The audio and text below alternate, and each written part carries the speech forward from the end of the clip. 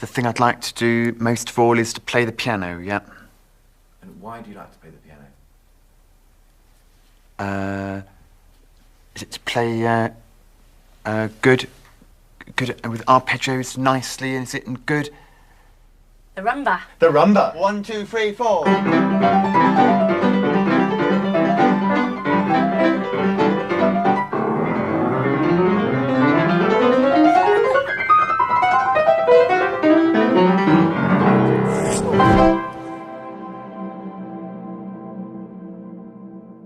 Derek Paravicini is completely blind and severely learning impaired. I'm going to do Flight of the Bumblebee by Rimsky-Korsakov. Flight of the Bumblebee.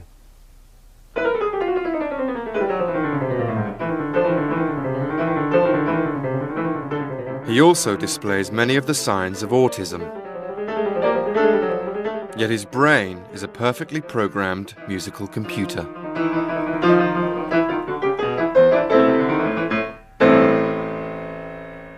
What does it mean to be a musical genius in the wake of such a profound disability? Christine Carey, how are you? Derek is 26. He doesn't know his left from right and can barely count to 10. Like many people who cannot see, Derek has developed an acute sense of hearing.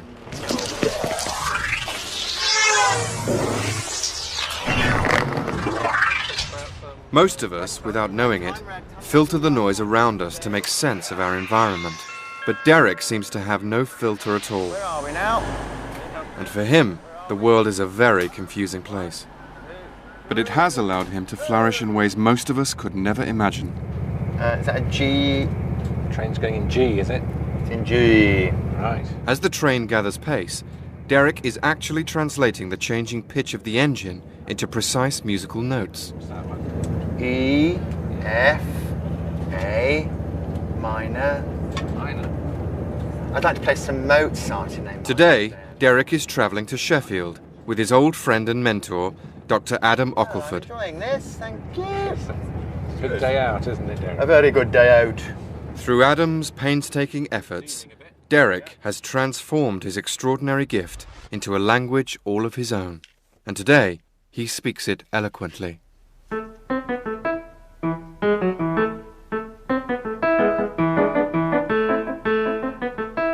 He's got extraordinarily developed analytic hearing, which I don't know of any parallels for.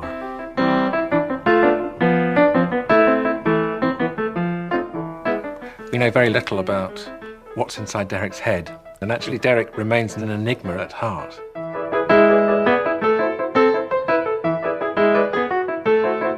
There are some pianists who can play a million notes a second, but it doesn't mean anything because it doesn't have any feeling, you know.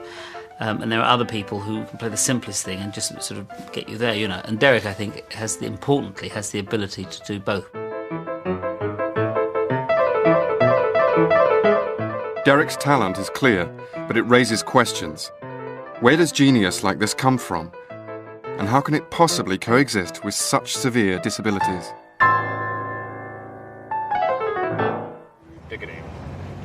Adam first met Derek 22 years ago when he was teaching music at a school for the blind. Bit of Mozart. Bit of Mozart? Yeah. Yeah. By Daniel Barenboim. I can play that, Adam. Yeah. He played that when he was 8. Yeah. Eggs. Come on then, let's go and get the eggs. Eggs! Derek's problems began when he was born 3.5 months prematurely. Where's the chicken's eggs? There aren't many children who survive being born that early, and indeed his twin sister didn't, and Derek nearly didn't. He only weighed 1 pound 5 ounces. They really didn't expect him to survive. He technically died 3 times while he was in the hospital, and each time they managed to bring him back to life again. In order to keep him alive, Derek's tiny lungs desperately needed oxygen, but the hospital lacked the equipment to control the amounts given. As a result, the doses of oxygen that baby Derek received in these critical first weeks were too great and were the cause of his blindness. They didn't have the equipment. And we'll never know, of course, but perhaps if that facility had been available, he would not have had his retina destroyed by too much oxygen. But there was worse to come. The oxygen treatment that kept him alive also had a devastating effect on Derek's developing brain. We began to realize that he had more wrong with him than just being blind. He has the severe learning disability, which would once have been called, I think, very retarded, and he has difficulty with logical thought. 7, 8, 7. 7. His family had little hope that Derek would ever be able to communicate meaningfully until, at the age of 2, something extraordinary happened. Nanny came in one day and said, "Would you like to come and listen to this?" And this tiny child was playing a tune. Soon after this startling revelation, Derek was taken to a school for the blind. In the hall there was a piano lesson going on, and Derek broke free and ran straight towards the piano as if he could see. Pushed the little girl who was having a piano lesson. I pushed her out of the way, tried to take over. The piano teacher that day was Adam. So he just freed himself from Nick and Marianne and just started to play. He was using not only his fingers but also the backs of his hands, karate chops, elbows for the far notes, and occasionally dip forward and use his nose as well.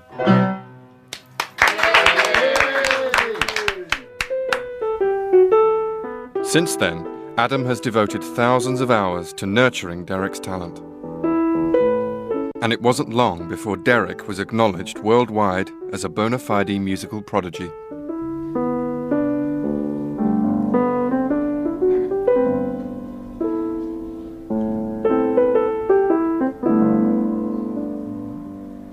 He's making it up as he went along.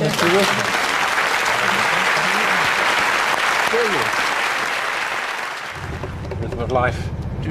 Rhythm of life, to feel the powerful beat, to feel the tingling with Chris Tingley, to feel the tingle in your feet. Chris Tingley in your feet. Yes. How is Chris Tingley? I don't know. No, he's in the song. No. What are we doing? Going inside? Have we done it? At the University of Sheffield, Derek's memory for music is about to be challenged by some doubting music scholars. Have you ever heard this? D minus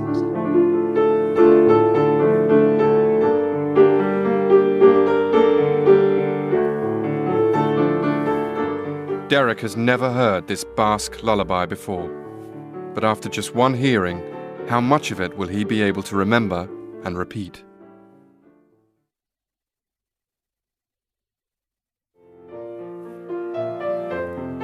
Derek Paravicini remembers every one of the thousands of pieces of music he has ever heard.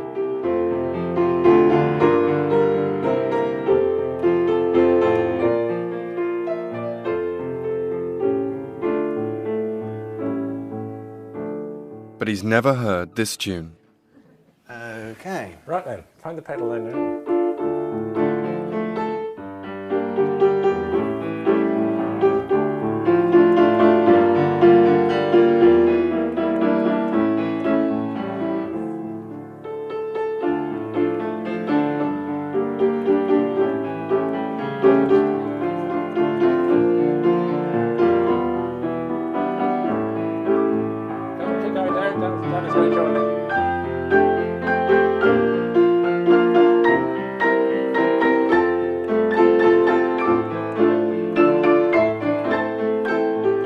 Derek's remarkable talent, combined with mental impairment, classifies him as that rarest of beings, a savant. Thank you. At Trinity College, Cambridge, Derek meets Professor Simon Baron Cohen, an expert on autism. A savant is usually defined as someone who has at least one unusual skill that's out of keeping with all of their other skills. And it's obviously most conspicuous in an individual who's got learning difficulties. What are the Sloboda blues? People with autism tend to be very good at systemizing. And music obviously lends itself to sequence and pattern, which may be why people with autism are attracted to music, and sometimes that can really be developed to a high level and become savantism. For the last 6 years, Derek has lived in RNIB Redhill College for the Blind, outside London. Where's the pickle, Kim? Got a pickle. Thank you. Thank you. Left on his own, he would not know how to dress or feed himself. Brown or white bread, Derek? Brown bread. Brown bread. Kim, Yes. is that the white bread, Kim? No brown bread. Would you like white? Yes, Kim. Sure. Sure. Not one of each. One of each, brown and white, Kim. Is that the brown bread, Kim? It's white. We'll have white today. Okay, knife. Derek needs personal care around the clock, Butter. Yes, Kim. and probably always will. Bread there. Let's get some butter. There you go. That's it, side to side.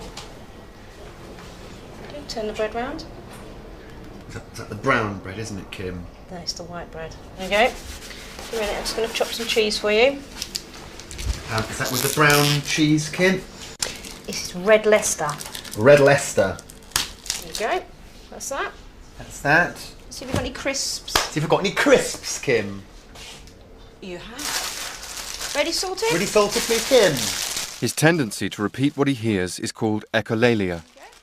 Derek still resorts to this when he doesn't fully understand what is being said. Show me how to do it, Kim.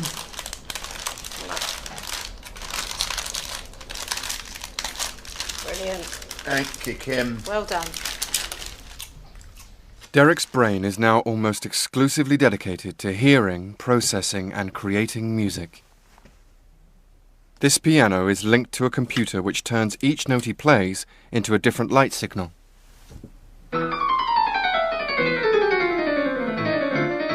Derek possesses an extremely rare gift of universal absolute pitch, which means he is able to discriminate every note he hears, much as we recognize different colors.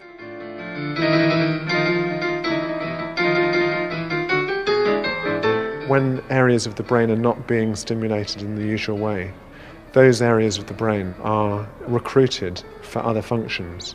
In Derek's case, auditory processing, tactile processing, compensating for the reduction in visual processing. If you have more neurons, then it ought to be possible to store more auditory information. The brain doesn't waste neurons, they're too precious. But not only can Derek clearly perceive every different note, but he can do this even when they are played simultaneously. E flat is something special to Derek, isn't it, Derek? Yeah. Yeah. So for most people, all the notes sound similar. They sound a bit high or a bit low. But for you, Derek, every note on the piano is quite different. It is. Okay, here's one note for you. Good. That's one note. Excellent. Now listen out for two. Ready? Two. Yeah, when it gets to about three, I'm starting to lose track. Good. That was perfect. 5 notes. Excellent. And here's 6 notes. Ready? Okay. Just the 6. That's 6 notes. Fantastic. Yeah. Good, good, good, good. Most highly trained musicians wouldn't be able to do that. They could tell you what the bottom note and the top note was, and they might be able to work out what the middle ones should be. Derek seems to know. That's 10. Fantastic. Well done, Derek. The thing with the chords on the piano is obviously I've only got 10 fingers and Derek's only got 10 fingers. So at the minute, that's really as far as we can go in finding out just how many notes Derek can hear. But there may be one way to find out more. What if Derek were to hear dozens of notes all played at once? He is about to listen to a sequence of chords that he has never heard before, and this time played by a full orchestra.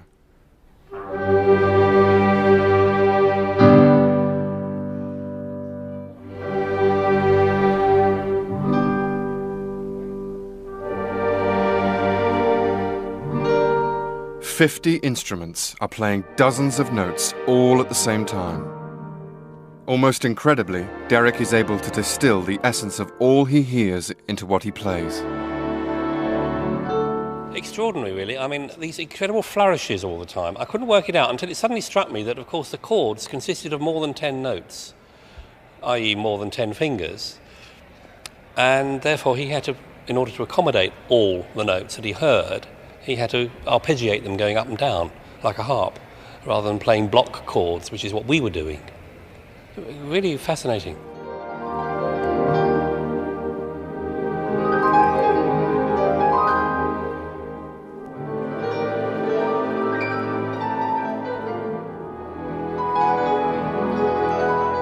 You know, that he can't see this sort of large display of instruments and sounds and what the instruments look like. It's amazing, yet he responds to all the different colours that an orchestra possesses. The sheen of the strings and the roundness of the brass tone. It's obviously a huge talent there which none of us can understand, and I know it was a most rewarding experience. Derek's brain must be wired very differently from the rest of us. But can we begin to understand how? At the psychology department of Goldsmiths College in London, Professor Linda Pring has designed an experiment that will give us a window onto Derek's working brain. This EEG technique of monitoring brain waves is something that's been around for a long time, but only recently have we had the technological advance to really refine it. Right, I'm just going to measure your head. Linda believes that Derek's singular musical capacities are the neurological consequences of his specific combination of blindness, learning impairment, and autism. So we fitted up Derek with 32 electrode positions all over his scalp so that they could monitor the electrical activations that emerge. Linda wants to find out how accurately and how fast Derek's brain is processing music. I'm going to press the button now and you'll hear the first piece. Ready? Yes, ready? So what we set up were 64 small musical phrases taken from the Moonlight Sonata. Whoa, that was wrong. Was that wrong, Matt? And in half of these, we inserted an error and asked Derek simply to tell us whether they were correct or not. Wrong. Wrong?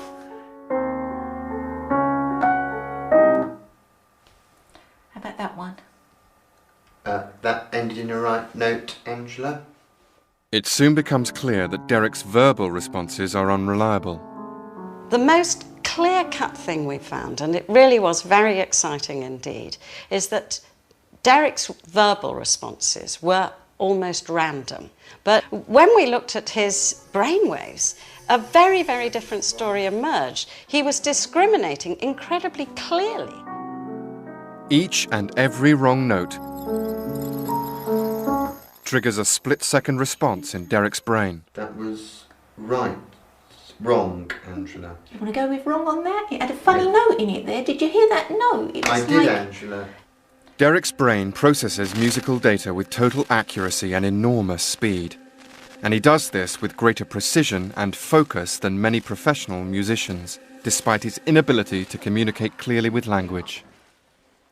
He's only interested in music, really, and he's not having to think about all the other pieces of information and the world that the rest of us are grappling with. So that clarity and focus of cognitive processing probably has played a significant role in the development of his talent. But if Derek has such difficulty communicating, can his musical dexterity truly be called talent? Is Derek really playing with feeling, or does his playing lack emotion? The one area in which these savants tend to not be as expert as normal musicians is in their emotional palette, that very often the performances are in some sense emotionally stilted or lacking in any particular emotional communication. Professor John Sloboda, an expert on music and emotion, hopes to measure how well Derek can discern emotion within a piece of music. Ask you to play that piece again, but try and play it in a way that is really, really happy. Happy? Happy, yes. Yeah.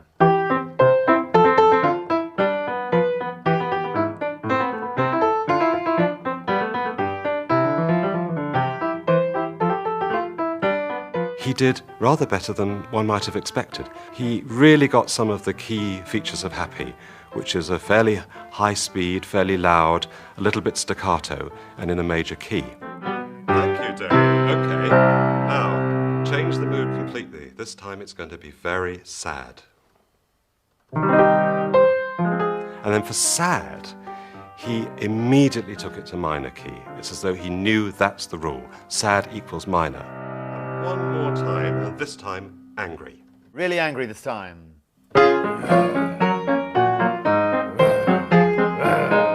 But with angry, he really was completely stumped. He played it very, very similar to the happy, but you heard that he was kind of growling. Derek, well done. Thank you very much. That was really good. So he knew that something else had to be provided, but actually he didn't have the musical capacity to put that into his playing. So Sophie is going to do exactly what you did. She's going to play a different piece, and she's going to play it 3 ways: happy, sad, or angry. And I'd like you to listen to each of those performances and tell me which emotion you think she's using in her playing. Okay.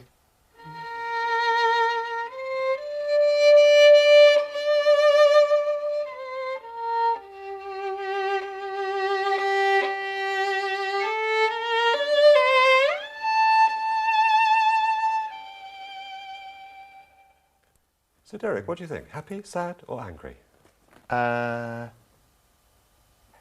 Sad. Well done. Sad. Thank you. He immediately wanted to seek reassurance, as though, have I got it right? Which meant to me that it wasn't coming from a deep place inside himself, but it's something he's beginning to approach.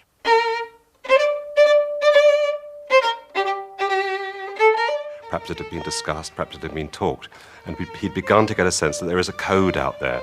There is a way of assigning a particular emotion to a particular situation. What about that one then, Derek? Happy, sad, or angry? Happy. Fantastic. Happy. Well done.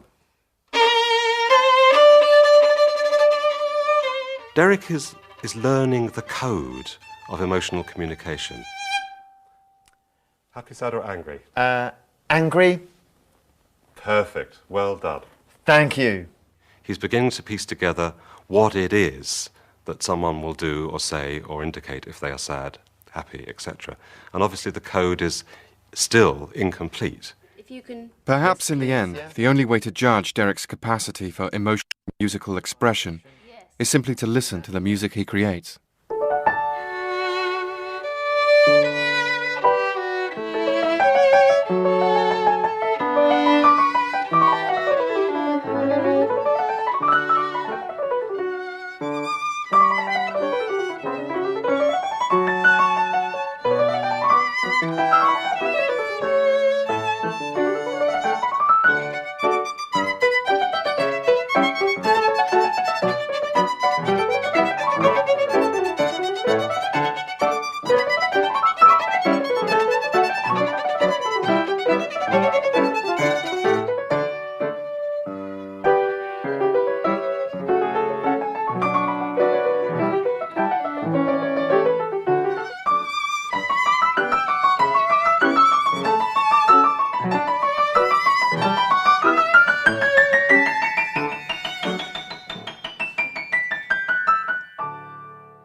The idea when you're playing is whatever you're feeling, it's supposed to have that effect on the audience. Thank you, Derek, very much. And I think that's what Derek manages to achieve.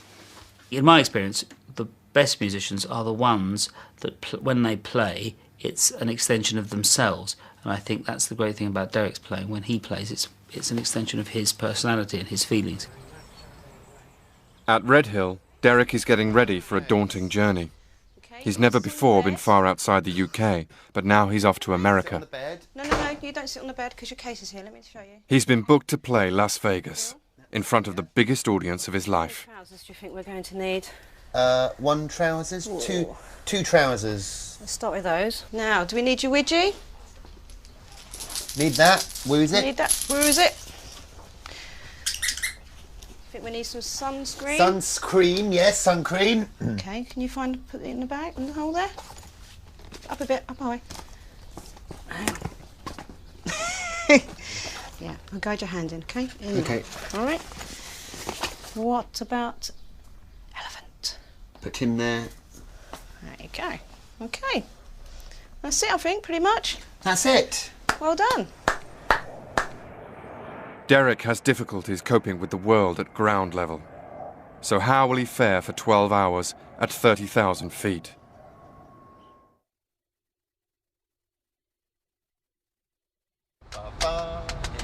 Derek is on his way to the airport and a flight to America, where he will perform a duet that will open a high-profile concert. Adam has arranged a blind date.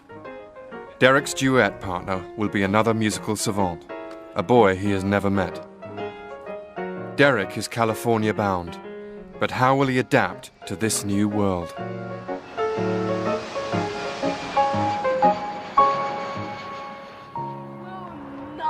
Rex Lewis Clack is 10.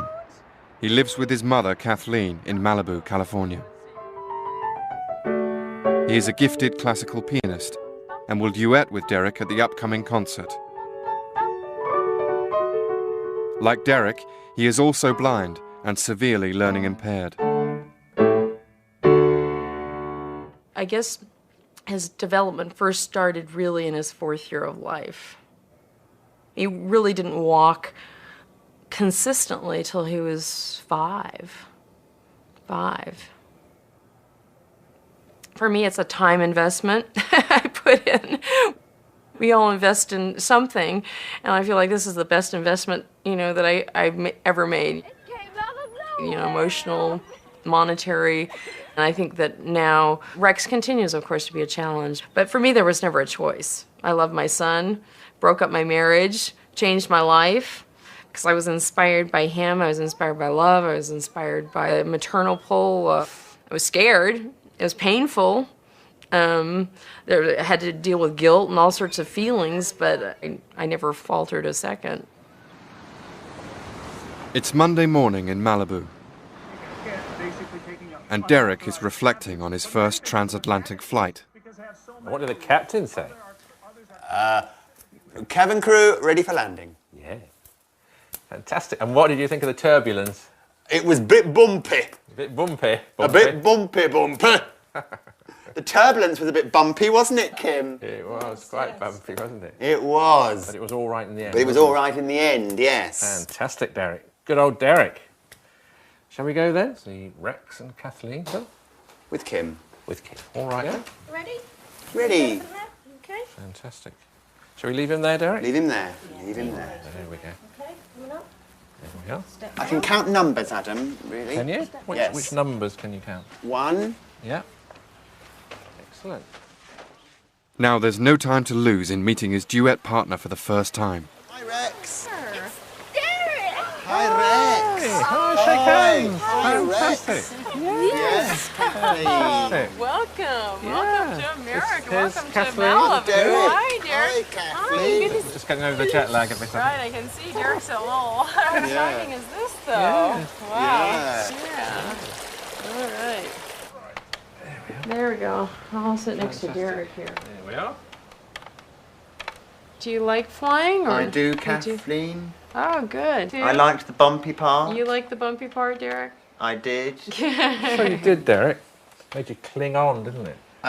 Adam took me to the turbulence toilet, Kathleen. The turbulence toilet? You mean you went in the toilet and it was in a turbulent spot? Is that what it is? That's what it is, yes. Excellent. Very good. Good. Which way, Rex? Let's follow Rex's cane. Can you tap your cane, Rex? We'll follow it. With the performance less than a week away, Adam is anxious to find out if these two can do what they do best, together.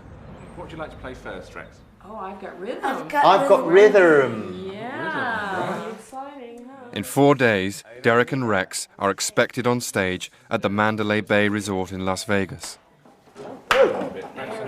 It's nice to see you both, Adam and Derek. Thank you. Thanks, Rex. Lovely to see you. Wanna play your I Got Rhythm? Yes. Yes. Okay. I got rhythm. I got music. I got my friends. I can ask around the world. When's your birthday? June 24th, 1995. Right. Yours is in July? Yeah. July what? July 4th. July the 4th? Oh. That's Independence Day. July the what? How did you know that, Rex? July the 26th, isn't it? July the 26th, yes. Oh, okay. Oh, okay. Do you want to do a little tiny bit?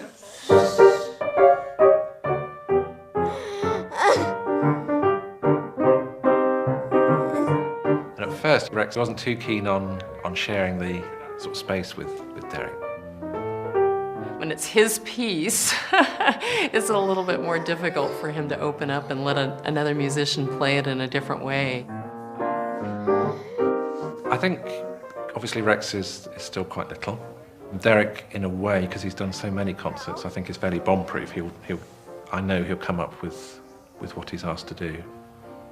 At the minute, I don't know Rex well enough to know whether he will or he won't, so that's the challenge over the next few days. Because obviously playing for 10,000 people, we've got to get it right. We can't stop and start and decide not to do something. Though Rex is classically trained, Adam decides to try a ragtime piece by Scott Joplin. Do you want to join in, Rex? With that style? Sure. Yeah. The thing for the concert is that they've got to come up with something self-contained that's convincing right from the start. Join in. Keep going, Rex. Right, I've got 3 pianists. Ready? Keep going.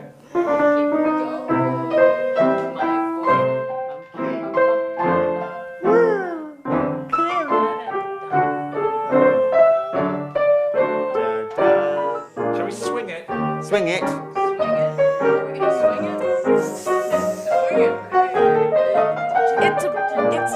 It's blues. Blues, baby.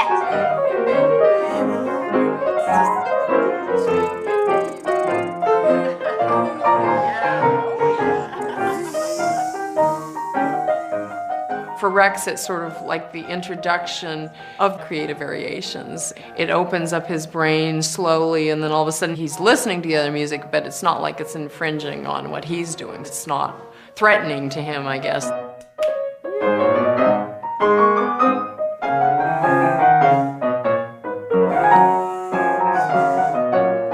You know, how can you not love playing with Derek? I think this is going to be great for Rex. Just he loves new inputs. Fantastic, Adam and Derek. Fantastic, Rex. Yeah. It's time out, and Rex wants to introduce Derek to some other musical savants at his teacher David Pinto's house.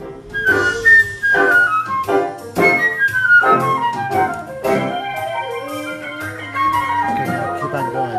Pinto believes these remarkable young musicians possess an intuitive bond with the world of music. I have composed concertos that I wish I could remember when I woke up. I played jazz solos that were outlandishly wonderful, but the moment I wake up, the wisp of that imagination disappears. It's not strong enough, it's like smoke, to withstand this physical world, but they're in touch with it. It doesn't blow away. It's just there.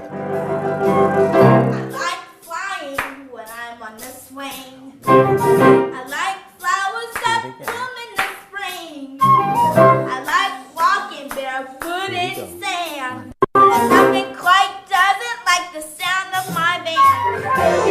Music all day. How is it that a 2-year-old kid can all of a sudden, full bloom, come in and start doing melodies? Music in the morning. Even though it's hard to believe, I think music is an inherent part of the universe. Give me music in the morning, and everything will be alright.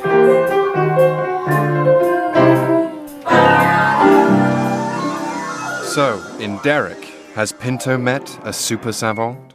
Some of his solos are outlandishly good. They're right at the top in terms of improvisational skills. He's so creative. I am just so in love with the joy that he brings to his playing. But you know, it's really interesting. We don't know the limitations of his mind. Awesome.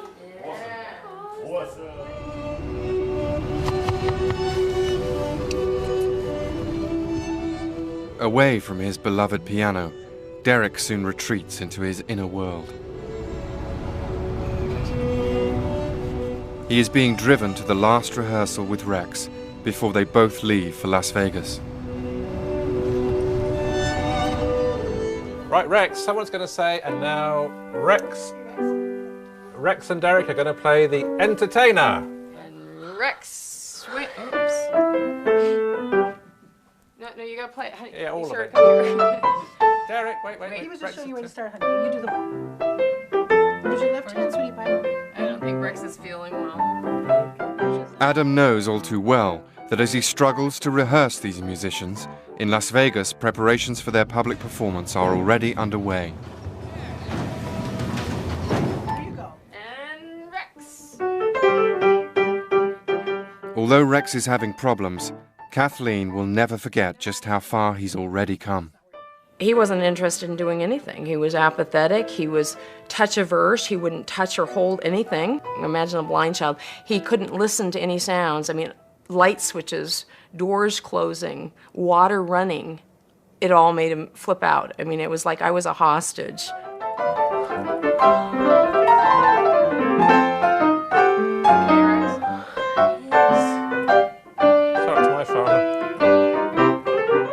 He's come a long way in 2 years, but what he wants to play, he can't yet play.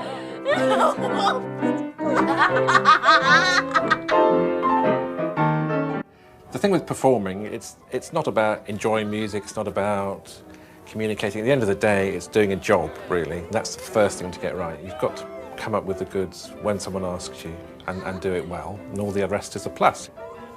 So it's really, will Rex and Derek pull it off together? That's the big worry of the moment, because at the minute, they're not really playing together very well. I think the other thing is that lots of people are trying to help at the minute. His mum and his teacher all have lots of ideas, but I think it's probably overloading Rex with too much information, so he's finding it quite challenging, I think. Las Vegas, the home of the shows. And two young entertainers have just arrived in town to make their debut.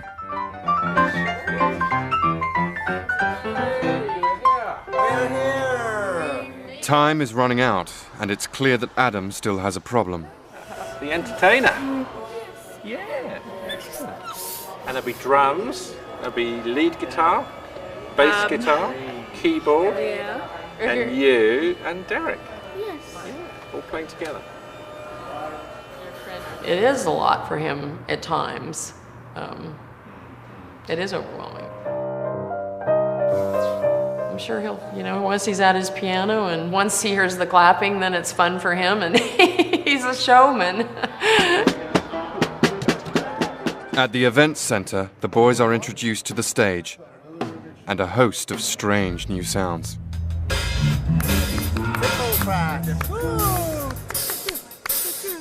Derek, you like it? Like it! Work. Woo! Great, isn't it? While Derek is reveling in everything he hears, even Kathleen is now growing anxious about Rex as he struggles to cope with the noise. But in 4 hours, the show must begin. Yeah, just give me a little... Back in the USSR. Back in the jackets. Yeah. Gala tickets for this evening's show cost $2,000, and it's a sellout. They're all right, Kim. How does that feel? Feels all right? You're very smart. I do. Rex Lewis Clack. And Kathleen, my mom. LEWIS-CLACK. While Rex and Kathleen enjoy the red carpet treatment, Derek is off to the casino, as he, at least, is feeling lucky. 6, come on! You crafties!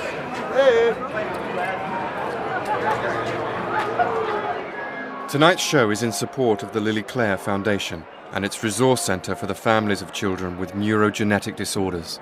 This evening, Mr. Jason Alexander. As television's Jason Alexander introduces the boys, So please, ladies and gentlemen, put your hands... there's nothing more that Adam and Kathleen can do but hope.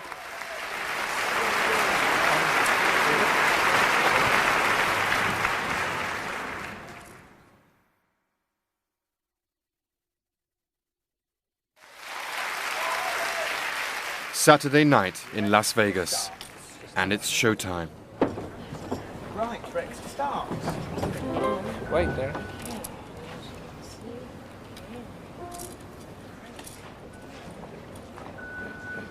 All right, Rex. All right. Go on then.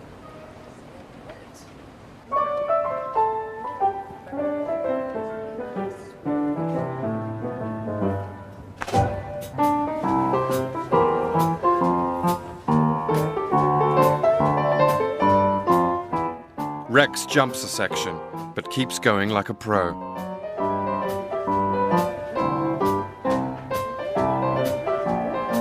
Derek, too, takes it in his stride, and the show goes on.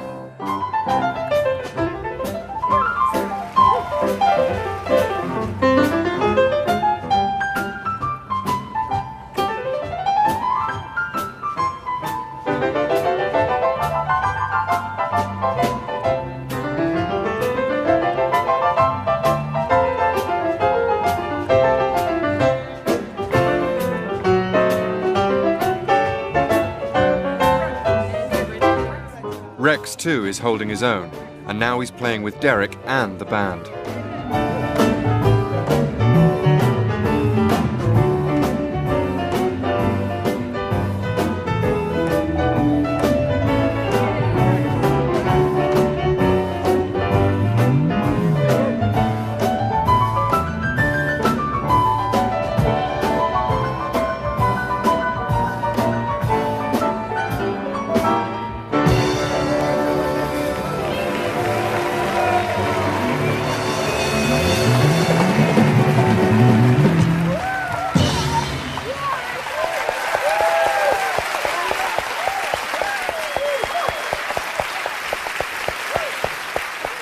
They did the job.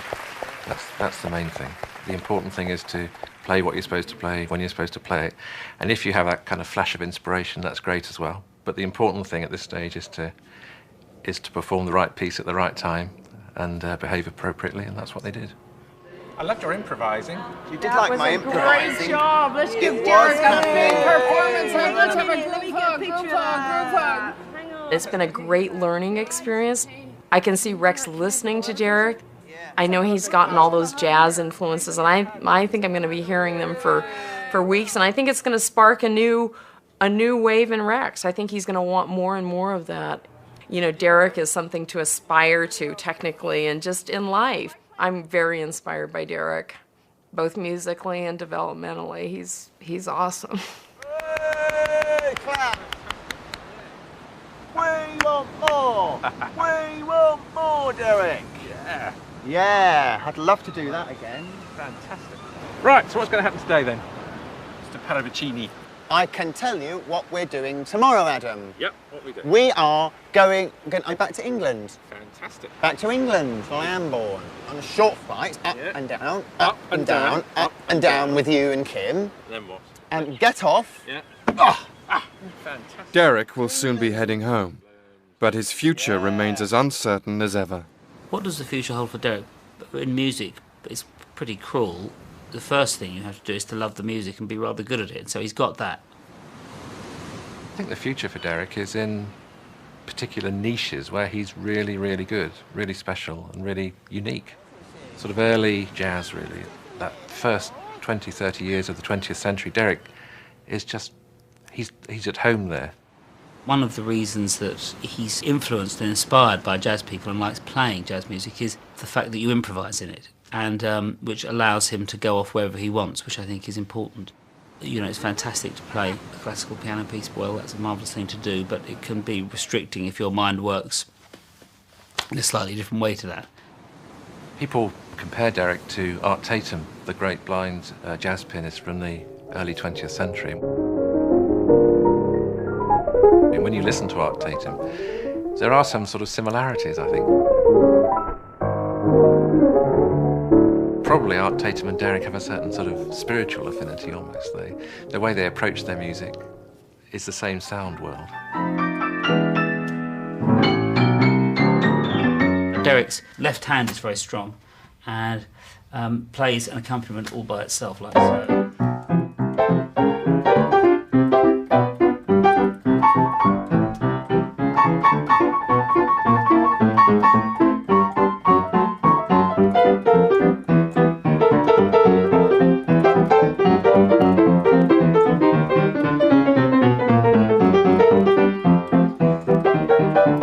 and so forth. The other thing that's very good about Derek, of course, is that occasionally when I've sat down and played duets with him, you don't really have to explain anything, and I think that's the great thing about a really good musician, is that, you know, you don't really have to. He just has very, very good ears, so you can play something like that, and he'll immediately sort of pick up on whatever the next thing is. You know, he just is straight in with whatever with his ears, with whatever is going on at the time, which is the most important thing, you know, with music, to be able to hear what's going on.